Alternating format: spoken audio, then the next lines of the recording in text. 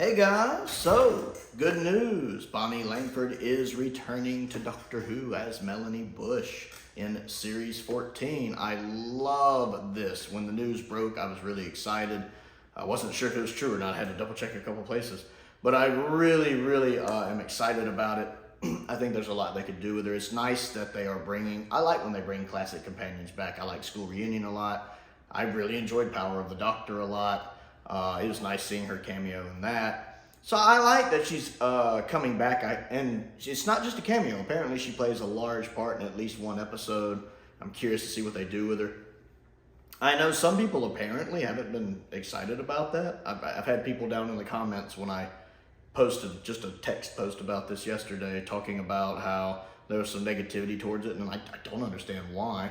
Maybe it's because Mel's not the most popular character. I mean, I'm not a big fan of Mel either, honestly. But that's not Bonnie's fault. The problem with Mel is that she never really got any character development. She's basically a blank slate. She kind of got into danger and screamed a lot.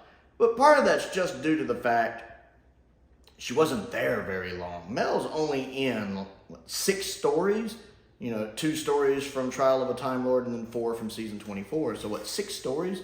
Not a lot of time for character growth, and then they never really put much effort into growing her character.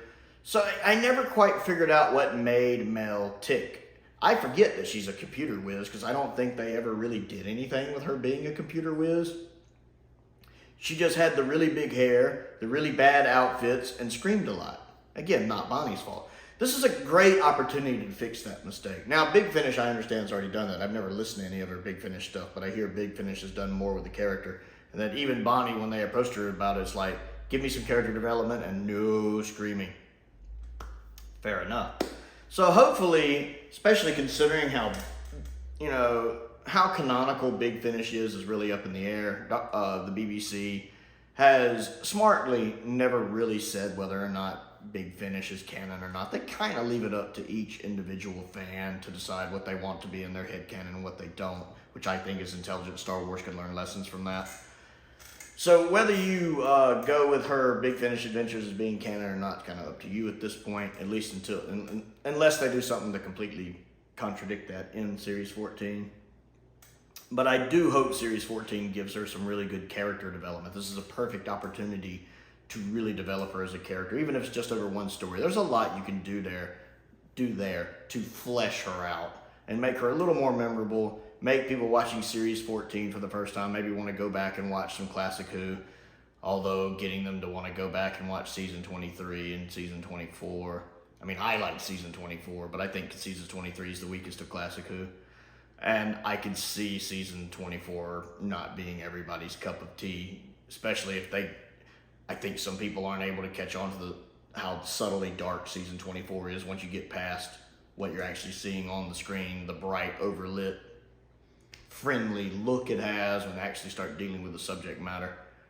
Season 24 is actually pretty dark. So I just don't know if they would enjoy that as much. That's definitely not the era of Doctor Who I would send somebody to if they were going back to watch classic Doctor Who for the first time. I can say that. But I'm curious to see what they're going to do with her, and I like the fact that Chibnall looks like he's also trying to appeal to classic fans. That's a big deal because his predecessor, Chibs, you always wondered if he was purposely trying to alienate the classic fans, that he was so concerned with bringing in new fans that he kind of ignored the classic fans for the most part, which I think is a terrible idea. I think it's a hard line to walk. That's definitely a needle you have to thread there, of wanting to appeal to a modern audience and to bring in new people, but at the same time, you also don't want to alienate the built-in fan base, especially the older built-in fan base, because a lot of us are the ones that buy the merchandise. And so trying to make everybody happy isn't easy. I mean, you're never going to make everybody happy. But you look at like Season 3 of Picard, which most people tend to really like.